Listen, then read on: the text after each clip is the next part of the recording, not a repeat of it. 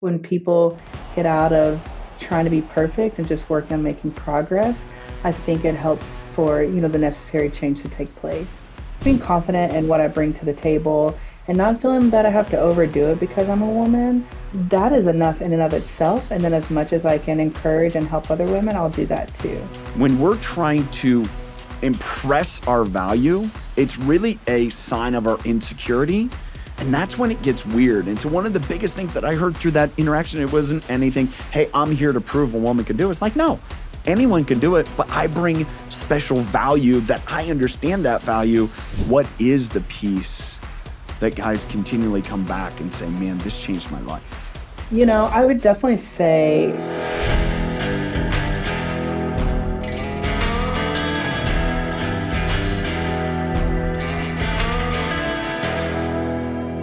welcome to the Impact Driven Leader podcast with me, your host, Tyler Dickerhoof. Today, I'm joined by Miss Ashley Smith. Ashley is the manager of player engagement. This is going to be a little longer, but she deserves it. The manager of player engagement at the NFL, the National Football League. That. And she supports the VP of player engagement, liaising with agents, coaches, heads of player engagement, and players on NFL rules and regulations, but also their player development as their current players, but also when they become legends, when they're no longer in the league. She has a brother who's in the league as well, but don't let that overshadow anything. I say that for context because that's a part of our conversation where I believe the work that she does is even more meaningful because of that. Ashley, thanks for being with me. Tyler, thank you so much for having me.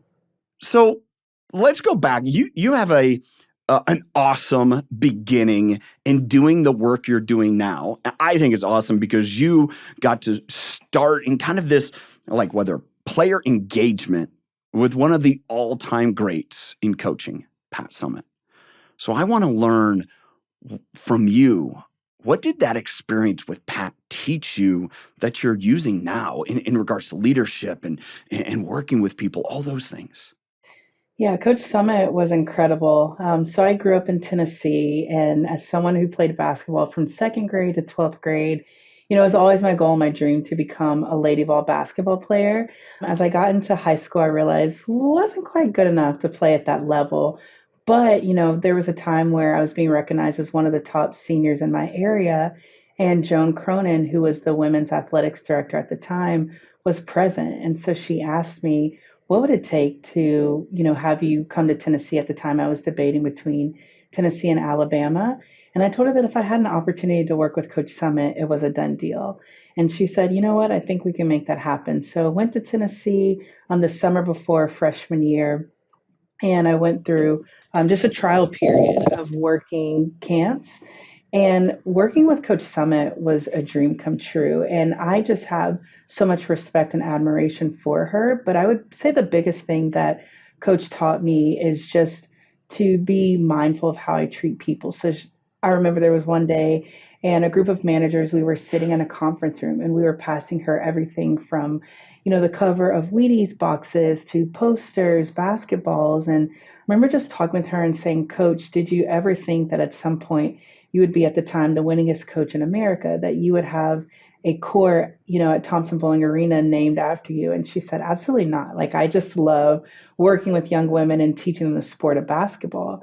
And I said, well, what are some of the lessons that you would want us to take away from working with you? And she said, always treat people with respect, whether you are working with the janitor of an organization or the CEO of an organization. Treat people with love, kindness, and respect. And so I think for me, being someone who works in player engagement, where the focus is on serving, equipping, and empowering NFL current players and former players, which we call legends, that has been at the forefront. And that's the heartbeat of what I do, making sure that the men I work with know that I'm treating them with love, respect. And so that's kind of what I really learned from her. One thing that I'd love to just get a take on, I mean, the quip, it probably isn't kosher to say within the NFL head office where you're at, but it's known for being not for long. And that's just what it is. How does that, knowing that, hearing that, and you realizing what you do, How much more impactful does that make what you do? Sure. I think that for me, I'm someone who I'm transparent, at times can be really blunt. And so, that is part of the messaging that I share with guys, especially when maybe they're wondering, why would I care to participate in personal and professional development programming that the league has to offer when I'm making XYZ dollars? And so, what I try to remind them is that at some point, football will come to an end, whether it is you made that decision and you said, hey, I want to retire, or an organization made that decision for you, whether it is they cut you or decide to go with someone else. And so I try to remind them that, like, hey, just because that is the case, remember that God has given you so many gifts and talents that go well beyond the football field. And yes, do the best that you can to have success on the field. But let's explore, what are your gifts, what are your talents, what are your passions that can really help you be the best person that you can be. So when that time does come and you're no longer playing football, you aren't afraid, you aren't feeling like a loss of identity, but instead you have a level of excitement to say, this is a new chapter that I'm embarking upon. Let me embrace it and make the most of it. There's something there that the identity piece. And I think that's a challenge for a lot of athletes. That's a challenge for a lot of our military veterans. I think it's a challenge for, we mentioned earlier, I mentioned to you the generation gaps, right? The older generation, the Gen X that's kind of in the middle of the sandwich, the younger generations. And I believe there's a lot of identity challenge as we go through life.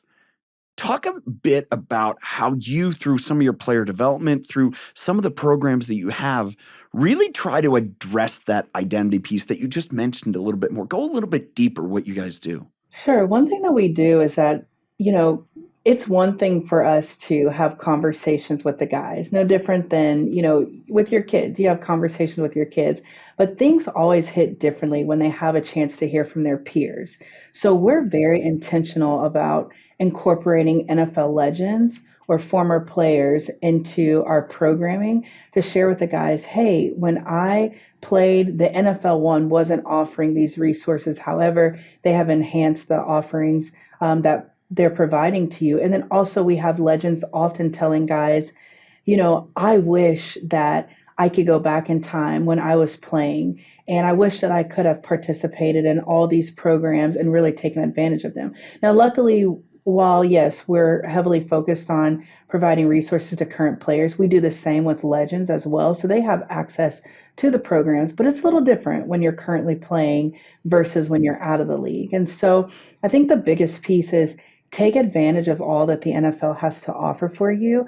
And then the other thing is that I really feel that we're having to just go deep with guys as it relates to how they see themselves and how they view themselves, right? So a lot of guys come from maybe some trying backgrounds where they came in situations and they were told football is your ticket. Football is the thing that's going to get you out of poverty, or football is the thing that's going to catapult you into wealth.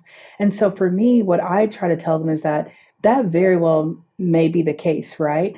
But let's look at this a little differently. Let's look at football as a platform. Let's look at football as a vehicle that God has given you to get to the next level in your life and to have access to things that maybe you didn't have when you once didn't have the money that you now have. However, let's look at what are gifts, what are talents.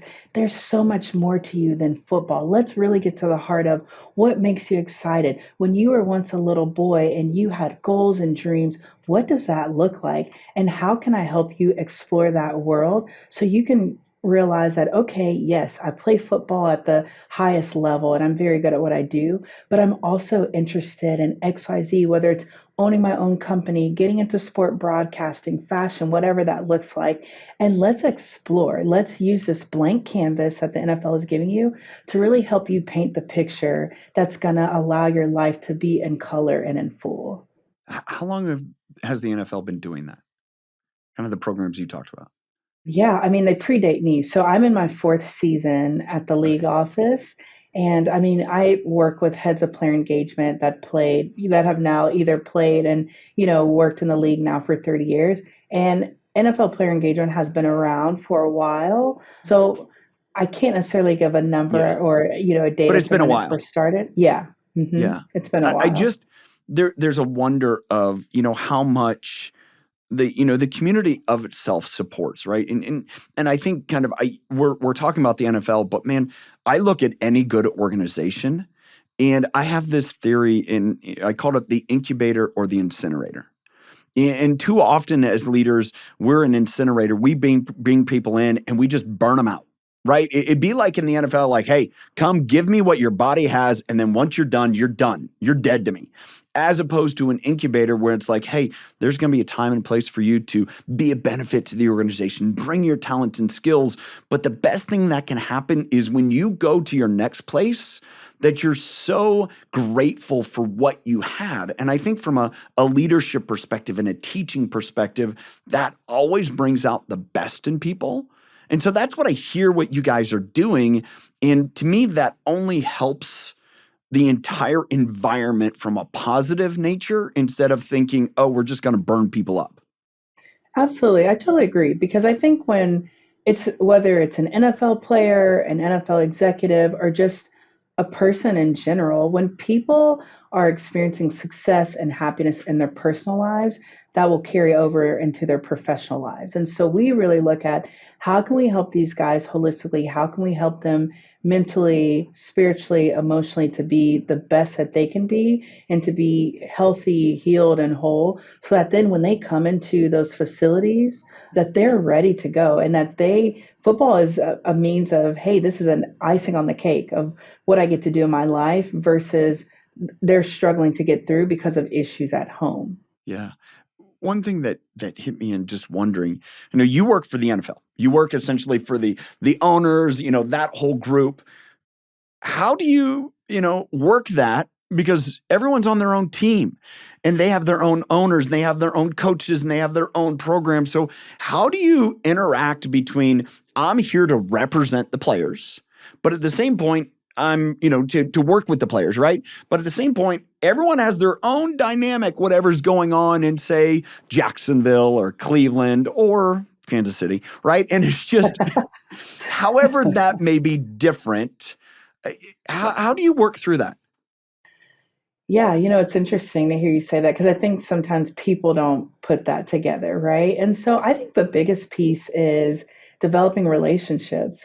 Whether it's developing relationships with the players, the heads of player engagement, as well as the support staff that is a part of an organization, and really finding out what is the pulse of this organization, what is the heartbeat, what is the culture, what are their particular owners looking for, and what are the expectations that they have of the people that fall within to their organization.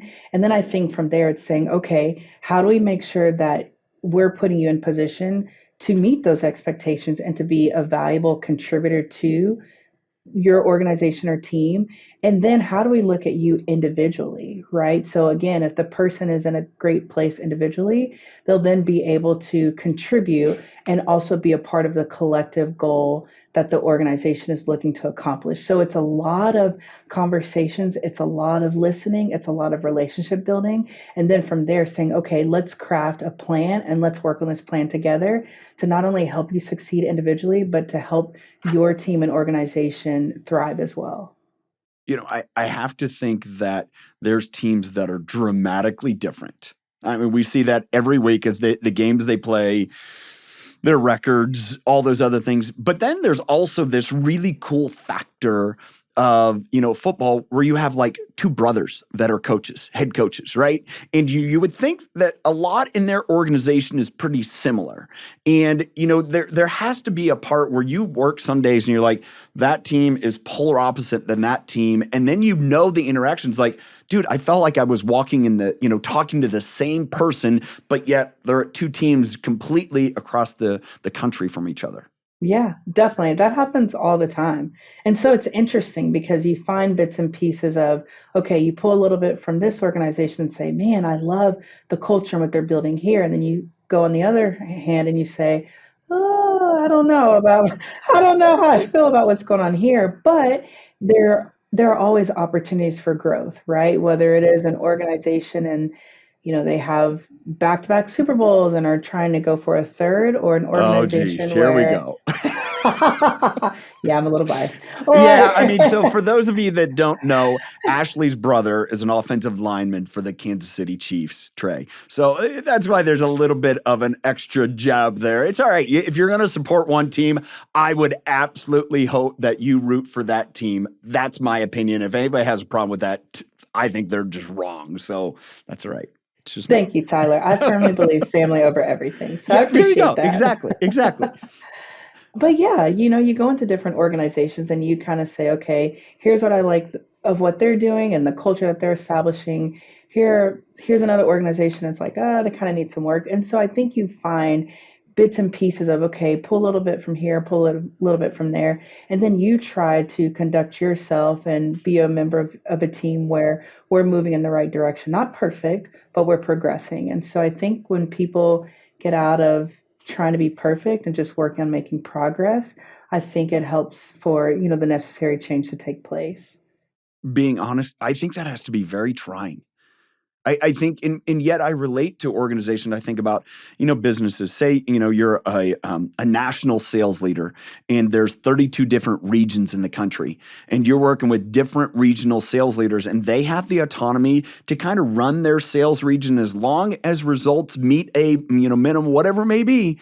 They have the ability to do that, and you're kind of trying to work with all of the salespeople in that region, and yet you're only working through that regional sales leader. That's how I see it. If somebody's listening that maybe, is in that range, that's what I hear and see.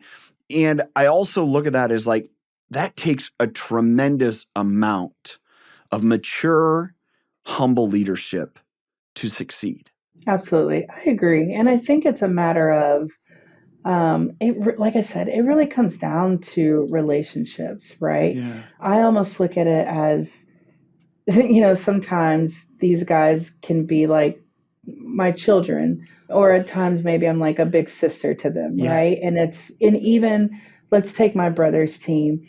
And we can even go so far as to look at the offensive line, right? Because Yeah. I've come to develop some relationships and have had a chance to work with different players that are part of the O line group.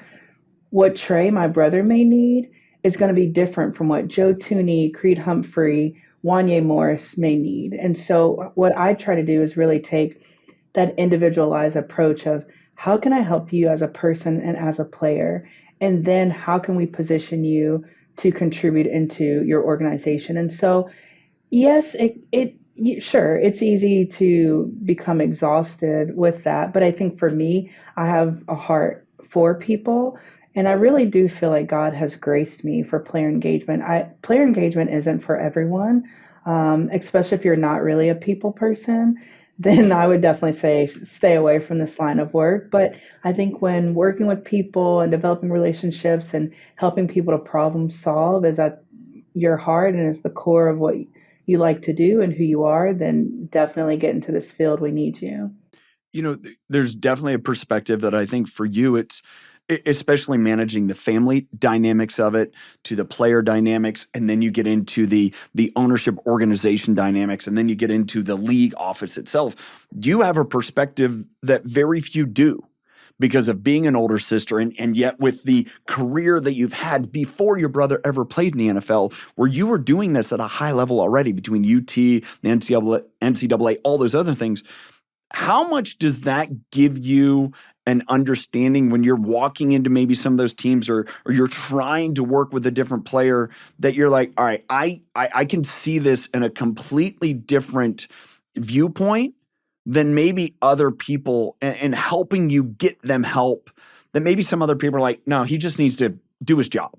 I definitely think it's an advantage. I think from a relatability standpoint. So I'll give you an example. Monday, I was in Cincinnati with the Bengals and had to, do a presentation with their rookies. And so, I was talking with them about off-season programs and, kind of why they should participate, and was able to use the example that the information I'm sharing with you is the same that I'm sharing with my brother who has two Super Bowl rings. Still put forth the effort to participate in programs that will help you develop personally and professionally, whether you have two Super Bowl rings or not. And so then when I mentioned I have a brother who plays, and then when I said, oh, he has two Super Bowl rings, the room kind of perked up. And, I could tell that that was something that was a connection, or a connecting point that I could give to the guys to make them see I'm not just someone who's coming from the league office sitting in an ivory tower. I'm living this out every single day because I have a sibling who's going through it just like them. And then also, I think that when maybe my brother and I are having conversations and he's like, well, I don't understand this, I don't understand that, what sense does this or that make? I'm able to give him the business perspective of it because I'm inside of the National Football League, and I'm a part of discussions and having a chance to understand why different choices and decisions are being made. So I think it works in my advantage both ways because also too there are times where the office is maybe kind of saying, well, what's going on with guys or why do they feel this way? And I can also advocate for them, being that I have a brother who's living what a lot of these guys are going through. Well, I mean, that's also when you're going there to talk to a team and you're interacting with the players, you're getting boots on the ground. And, there's a Kat Cole. So Kat Cole is now the CEO of AG1. She was with the like Cinnabon, all those Hooters, all that long, long time ago. And one of the great things that she says is get as close to the transaction as you can. And I think that's what you get the perspective, not only a brother, but when you're going and interacting and you're hearing those things, you can wade through what's really important or not because you get your brother's perspective. But then you can also say, I know this is a big deal. And I think that is one of the greatest opportunities to practice empathy and leadership that we get is to be able to say, no, this is really important. Or like you mentioned earlier with your brother, say, hey, I'm going to give your perspective. You may not like it, but I'm on your team yeah, this is the way it's going to be. So we're just going to have to make the best of it, right? Yeah, absolutely. And there are those difficult conversations that sometimes we have to have, but he trusts me. And so once we have them, he's like, okay, it makes sense. I get it. And so it's the same with the guys where maybe I walk into a room and they're kind of like, oh gosh, okay, here's someone from the league office, or, what is this 5'6" small woman? What is she talking about? I think that once I walk away and can always find a connection point with the guys, whether it's I have a brother who plays, or, I once worked in college football, so I understand the world that you're coming out of, or, I've been in the league for 4 years. I understand those of you who are vets, kind of what's on the line, what you're dealing with. I think finding those ways to be relatable to guys and to show that like I understand, but not only understand, I care. Something else that Coach Summitt would always say is that people don't care how much you know until they know how much you care. So that's a big thing for me is that yes, I'm going to push guys to be the best that they can be. And we may disagree, but I always want them to know that I'm coming out of a place of care and concern versus I'm just telling you to do it for the sake of doing something. There's bluntly, you're a female working in a male world of players. And, a large part of the ownership group is male. You've also done a lot of work in, diversity, equality, and inclusion. How much does that become part of your day, advocating for the NFL, for other women to be involved, but then as well as you're making the presentation to the rookies and they can't sit there and say, oh, you're Troy Brown who played, you're, Ashley Smith. Like, give me kind of a lot of those thoughts because I think that is also relevant in so many other organizations, but I'd love to hear your experience and your perspective there. Yeah, I mean, what I've found is that, probably contrary to popular belief, there are a lot of women that are working in the NFL and that are making significant impact. And so it's a badge of honor for me to be not only a woman working in the league, but a woman of color. And so what I try to do, I'm very big on, I want to lift other women as I rise. And so I've had a number of, young professionals that have reached out for mentoring or have kind of said, hey, I'm going through this interview process, any advice, encouragement, things of that nature. And so I always try to advocate for women, but also I have found that the way that a lot of women show up in the space that advocates in and of itself because there are a number of players, a lot of player engagement departments have both men and women that are serving either as heads of player engagement or as member of player engagement teams. And you often find that maybe this player goes to the male, but this player goes to the woman. And so I think that just being confident in what I bring to the table and not feeling that I have to overdo it because I'm a woman, that is enough in and of itself. And then as much as I can encourage and help other women, I'll do that too. I um, married to a woman who she would often say she doesn't think about it. She just does her thing. And, the other women that I coach kind of along the same as you is some of them that are working in very high corporate positions. And they're like, we just don't, yeah, we can see where there's at times discount or pushback, but we just show up as we are. And I continually think, as you just gave that example, when you do that, and we've learned this from, our friends and mentors, that when you show up with value, man, you're going to be valued. And at the same point I mentioned to you earlier, one of the things that I've found is that when we're trying to, impress our value, it's really a sign of our insecurity. And that's when it gets weird. And so one of the biggest things that I heard through that interaction, it wasn't anything, hey, I'm here to prove a woman can do it. It's like, no, anyone can do it, but I bring special value that I understand that value. And then all of a sudden that is gender, race, belief irrelevant. It's blind to that. It's just, what does the person bring? That's what I heard from you. Yeah. And I think that's a big thing, as you mentioned, understanding the value, right? I understand that the value I bring is that, yes, I've had a wealth of experience working, for Tennessee football, for Tennessee student athletic department, for the NCAA. I did a training camp with the Kansas City Chiefs, and now I'm at the NFL League office. Like, I understand the professional value, skill set, expertise that I bring to the table, but I also recognize the personal value that I bring. I have a brother who's living this. I've been through recruiting processes. We're now in a place where this is Trey's fourth year. So, this is his contract year. So we'll have to navigate. Maybe he stays at Kansas City, maybe another team picks him up. So everything that I'm preaching to guys is out of lived experience versus I'm giving you textbook information or I'm just trying to tell you something for the sake of getting a message across. So absolutely, I recognize that and I stand in that. For me, that's like my superpower is that I don't have to fake the funk. I'm living it. Well, I would say that's everyone's. The moment that we're willing to just own what we're naturally gifted with that maybe others aren't, or maybe their gifts are stronger there, but we can use our perspective that's different because all of us have a different experience. That's what value. That's what, to me, the best inclusion is. And don't worry about, it's filling a box. Right. One question I'm wondering here, right now we're, moving into the second half of the NFL season, right? The first, half of games, second half of games, I think about the off season. I'm wondering, when is the time of the year that you see the most opportunity to make an impact, and or when do you get the most requests for people like, hey, I need assistance?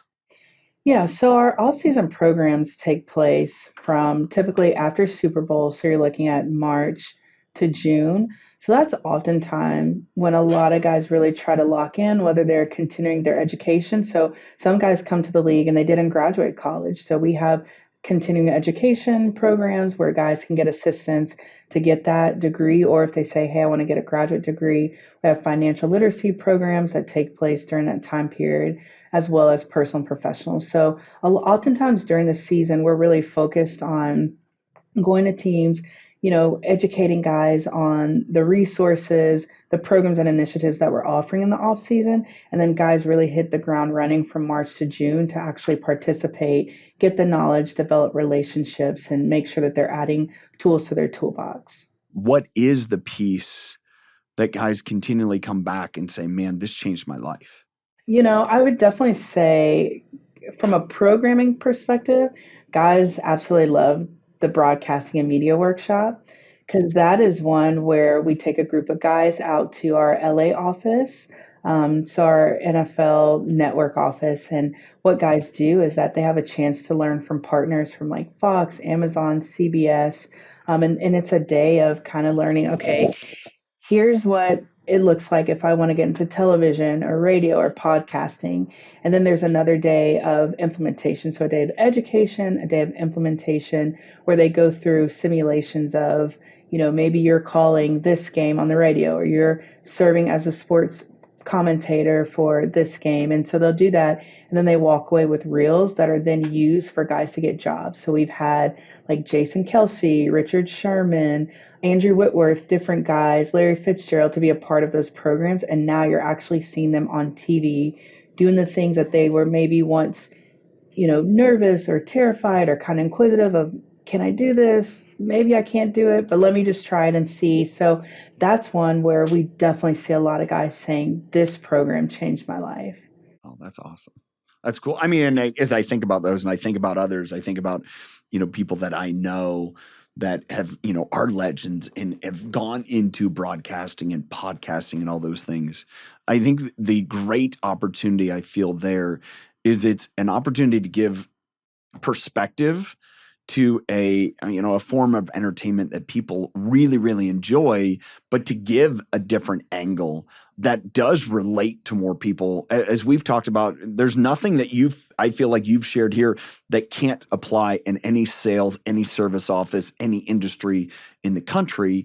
And I think that's what makes it fun is like, oh, it does all apply.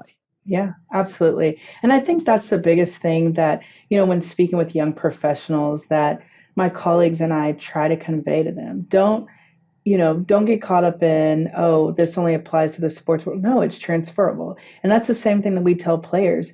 The skills that you've developed, I mean, think about it. These guys are learning complex plays that, okay, in the heat of the moment in a game, more times than not, the play is not going to go exactly as designed. So then how do you improvise? How do you, think critically and on your feet, to make the play? And so we try to educate them and encourage them and get them to see the things that you're doing. Yes, you're just doing it on a different surface, whereas the skills that you're developing, just because you're doing it inside of a stadium, it's still transferable to someone's office, to someone's, business or organization. And so that you hit the nail on the head. I think if people were to understand that, okay, the advice, the wisdom that's being shared, it applies to all areas of my life, regardless of what I'm doing. I think that will open people's eyes to really utilize the information that they're giving and apply that as well. Talking about that for them, what about yourself? Like, what have you learned through this process, or where are you growing and realizing as a leader, oh, these are the challenges that I have? Yeah, that's a great question. I would say that every year you learn something new. So when I first came to the NFL, I was very much kind of like, okay, I'm going to work and I'm going to give it my all and I'm going to come home and I'm going to do the same and, kind of not have a life.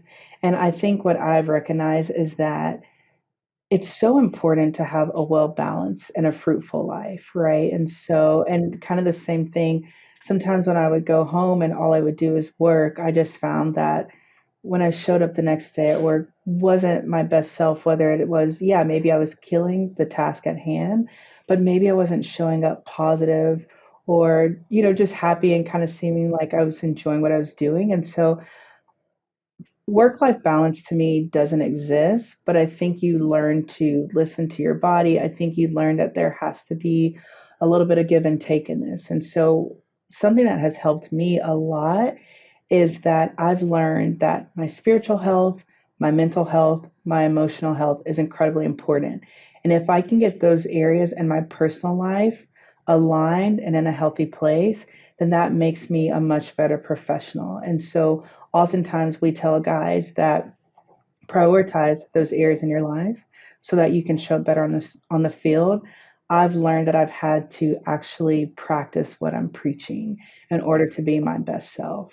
Yeah, I think that's so many leaders, right? So many people, they're like, oh, these are the things you need to do. And then you're often convicted. Am I actually doing it? Like, Right. I think it was the quote Mahatma Gandhi, that the story that a young boy comes to him, a mom and a young boy, and the mom is like, "Hey, can you tell my son to stop eating candy?" And Mahatma Gandhi says, "Well, come back in 3 days." And she's like, "All right," brings him back in 3 days. And it's like, "Don't eat candy." And she's like, "Well, why did you tell him to come?" Because I had to stop eating candy.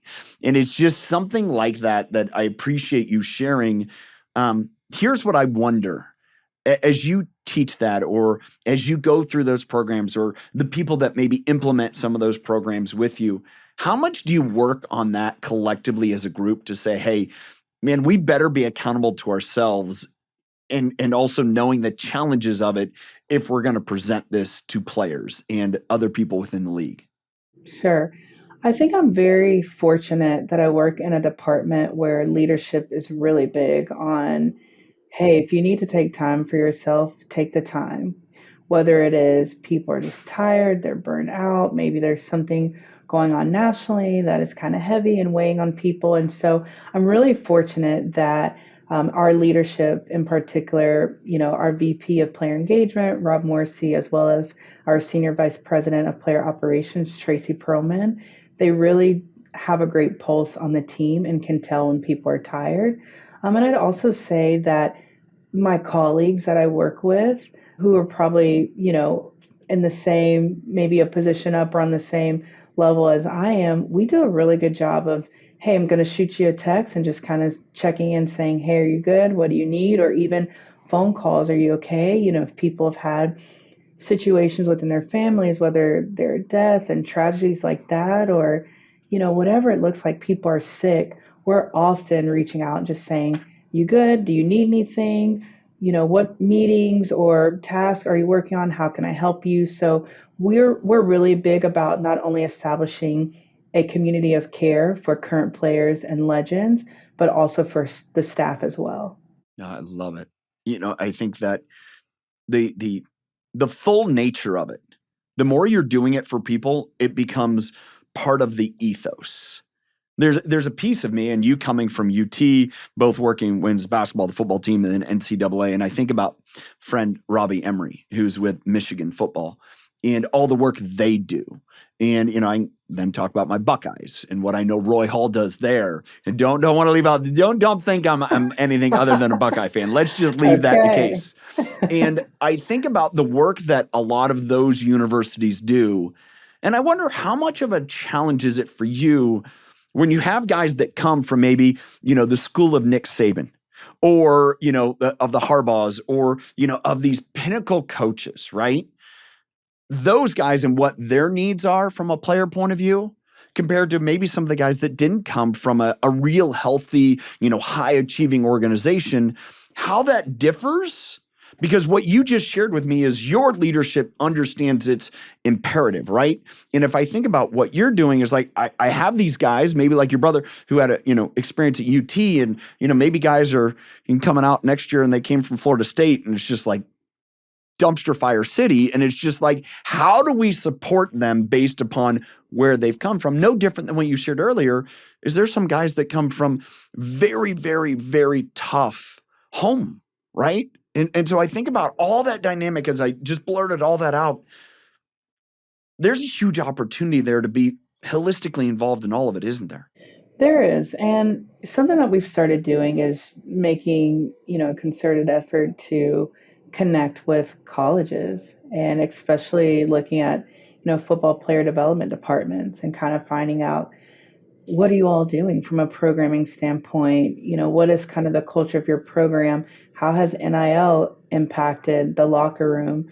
Kind of tell us about XYZ players. So I think that we're trying to be intentional in finding out, what are the cultures, what are situations, what are environments that guys are coming from, as you mentioned, whether, big time Big Ten or SEC, or maybe you're looking at some of your smaller, HBCU programs or whatever that looks like. We're trying to get an understanding of environments that guys are walking out of. And oftentimes the past sometimes can be an indicator of either present or future behavior. So it's like, okay, how can we learn where you come from and why you do some of the things you do, But then from there, how can we help you reprogram, whether it's your mindset or habits that you have, so then we can set you up for sustainable success in the NFL, which is a totally different ball game and league from what guys were experiencing in the collegiate level. And so we try to give guys a clean slate. Like even when I spoke with the Bengals on Monday, it's so funny. Kind of again talking with guys and kind of saying like, hey, this is stuff that I share with my brother who played, and a guy was like, oh yeah, I kind of whooped up on your brother in college, and I was like, newsflash, you're in the NFL, no one cares. It's a clean slate, like you know what I mean. And the room's like, oh my gosh, and I'm like, no, no, no, no, this is not to Yeah. embarrass him. It's nothing No. like that. But that's the reality of the matter. That was one chapter of your life, we're on to the next. So how do we, what is your legacy now? Like I'm like, we're talking about someone who has two Super Bowl rings. Whether you looked up on him in college or not, I don't know at this point. Trust me, no one cares. How do we help you make proper choices and decisions to where you're building a legacy where I said you play on a Sunday and Monday people are talking about you and what you did versus you reminiscing on what happened in college. And so I think it's a lot of understanding the history that guys are coming from, understanding the present that they're dealing with, and then really working to find out what are you wanting for your future and how do we put a plan in place? How do we help you take the proper steps to get there? One of the things that's hit me over the last couple of years, having sons and a daughter that's in high school who's a dancer, but sons who play football, and saw this, that so much of what they're being taught between 12 and 15, 16 from their teams, their coaches, is what to expect of their future, whether if they make it to the league or if it's whatever job they have. And so as we're talking about this, the work you're doing, and then taking a step down to the collegiate level, and just wondering, man, especially your perspective, you've worked at those multiple levels. How much can we even go further down and say, what are we doing to help, youth and high school coaches get better? Because I would imagine if you start looking through some of the difficulties you have and you start evaluating that, and maybe maybe it didn't start in college. Maybe it was in high school where they had a coach that didn't treat them well. It was a really bad experience. And maybe they were the exception, they were the spectacular athlete, right? And so they made it through. I look at that from a leadership perspective, is going back to what we said earlier. The closer you get to the transaction, I think the more impact you can have. Yeah, I agree. And I think when you start looking at like middle school, elementary, high school, it's tough, right? Because I think that there's a level of you're still dealing with kids. And I think that sometimes part of the issue can be parents may have their own goals and dreams. Like, let's be real, every parent would love for their kid to play professional football, or maybe if it's not football, some sport professionally. But I think that there's a level of one, you have to let kids be kids. But then two, what I've seen is that sometimes in the high school level, parents are too involved. If your child is being benched, let him work his way up to getting that position versus you're going and you're saying something to the coach, or maybe you're a high donor booster of the school. So you're pulling strings behind the scenes for your child to start. Because I think that sometimes kids or young athletes go into college and they have a false sense of life to the point of they feel that mom or dad can buy or kind of manipulate opportunities for them. And even I tell my guys in the NFL this, at some point no one's going to care that you played in the NFL, right? We live in a what are you doing for me lately world. And so I think it's really important when people can learn how to fight through adversity. So maybe the adversity that a child is dealing with in high school is, man, I was once a starter. I lost my starting job. Great. How can you overcome that? What are steps you can take to get that back? For my brother at 15, we lost our mother unexpectedly. So his was how I'm in the fight for my life. I'm in the fight for my mental health. On top of it, I'm, ESPN's number one recruit in the country. I have all this pressure. And then when he got to college, it was okay. I'm being told out of nowhere, I have blood clots in my lungs. Again, I'm fighting for my life and my health. And then it's okay. I dropped to the sixth round of the NFL draft but I'm told I'm a first, second round talent, right?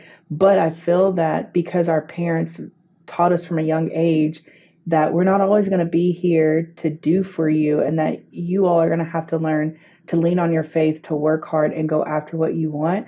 I think that that's helped us a lot. Whereas sometimes I see a false sense of entitlement from a lot of athletes today, kind of starting in that middle school and high school age. So I would challenge a lot of parents that, like, teach your kids, if you are people of faith, great. Like, teach your kids to stand on their faith, teach them to work hard, but also teach them to learn how to advocate and fight for themselves when life throws punches, because things happen. I never thought at 24, and my brother sure never thought at 15 we'd be without our mom, but we are, and we've had to learn how to stand on our own 2 feet and navigate life without her. And so I think if parents will just kind of work to help their kids develop a fighter spirit, a warrior spirit, or a level of just perseverance and resilience and thick skin, then I think that would help a lot.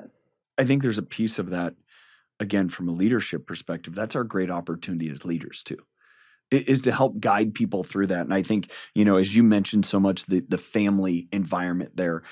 And again, I contend that, man, we need to have coaches with that same mindset. Instead of the coaches at the middle school and high school level thinking, man, if I win the league championship, look out, Green Bay Packers, I'm coming to be on your staff. And too often that's the way they carry themselves. And I'm like, no, what's your job? Like, what are you doing? It's not to, be such a coach that all of a sudden you get a call out of the blue to fill Brian Dable's, staff. No. It's how can you make an impact in their life so when they're your brother's age or a little bit older, they look back and think, man, I'm so grateful for that coach in high school who helped prepare me for this, as opposed to, no, that guy was such a jerk and made it all about him that now I'm having to overcome those and actually trust my coach here that he has his best interests, as opposed to getting taken advantage of when I was in high school. I think that's such an opportunity, but that's probably a big part of what you get to do with guys. Yeah, absolutely. And I think that, when people can get out of this whole me mindset and look at we, right? And really, I do this every year and kind of take a step back and say, what is my why? Why am I doing the work that I'm doing? And if at every point it's because I want to become this, that, or the other, then I know that it's my time to move out of this space. And I think that whether it's coaches or support staff on, whether it's college teams or NFL teams, professionals working at the league office, I'm a firm believer that words have power. And a lot of times, what I'm finding when I'm pulling back the layers of guys that I'm working with, because a lot of these guys can be like dealing with an onion, where, like, you get a little bit, you pull back a layer, you see one thing, you pull back another layer, you see something else. Oftentimes guys are and they act the way that they do because of words that were once spoken over them. And so I think, to your point, I think when looking at middle school, elementary, high school coaches, and really to find out and understand, are you in this business to impact players? Are you in this business to transform lives? Are you in this business to educate players on the game of football and life and empower them and encourage them to be the best people that they can be in addition to the best players that they can be? Great. We're all aligned. We're moving in the right direction. But I think somewhere along the way, as you mentioned, people allow their egos to get in the way. And as a result, they'll say and do things out of frustration or out of maybe selfish ambition that ends up hurting or scarring guys that then come to us, that we're then having to reprogram and rewind what's been said, and then give them truth, give them encouragement, and basically just kind of debunk lies and narratives that were placed on them that should have never been put there to begin with. And so I think that if, whether you're a coach, you're working on a support staff, you're an executive, I think if people can just remember that at the end of the day, take off the jersey, take off the helmet, take off the cleats and the pads. We are dealing with young men who need to be encouraged, who need to be loved, who need to be reminded that they're special and that their superpowers, as you mentioned, Tyler, is who they are and not so much what they do. I think it'll just set up a whole new generation of athletes to come. Well, I believe that's everyone. And Yeah. athlete or not, I believe that's everyone. And it's fun for me to take the experiences like you've shared from the NFL and apply it everywhere else because it applies, because it's all people. And that's something coming from a background in agriculture. And as we, talk about the different things like, hey, it's all the same. I used to think I worked with cows, right? They might walk behind us. I think they're going to. Like, that's what I thought my job was. I'm like, no, it's always the people. And it's and when you can, the helmet or not, cleats or not, whatever you're doing, it's all people. And going back to what Pat shared with you, hey, care about the people. And I believe when you do that in a leadership perspective or as you're doing it, man, that's when you get phenomenal results. And I think you don't need to say it, but I know you know it. You look around and you could probably rate 1 through 32 about the people that do the best job caring for people. It's not absolute, but my guess is their record over a multi-year period shows it. That's just my opinion. Yeah, absolutely. I would agree with that. I would agree with that. Yeah. Yeah. As we wrap up here, Ashley, one thing that I want to, just get from you is, your experience has been really cool, right? The opportunity to get invited to work with Coach Summitt, like that experience, right? Which, man, we could have a whole podcast about that, what you showed to be invited to be a part of that, right? Not as a player, but as a contributor to the team. For someone that is listening that maybe they're younger or maybe they're so excited about being involved in sport like you have been for your professional career and even college career, advice would you give them as far as, you've mentioned this earlier, how you advise certain people getting in the NFL, but how would you advise other people being involved in this world, what it really takes? Yeah, I think that it takes definitely a level of confidence. You have to be confident Mm, in who you are, confident in what you bring to the table. I'm a firm believer that, relationships are everything. Oftentimes it's not what you know, and it's not even who you know, but it's who knows you and who is willing to speak well of you. I think sometimes young professionals can get in this mindset of, oh, I'm going to have a quick coffee chat with this person and mark them off my list. But it's like, no, are you cultivating relationships? Are you keeping a pulse of success that they're having and acknowledging that and showing that you have a vested interest in what that person has going on?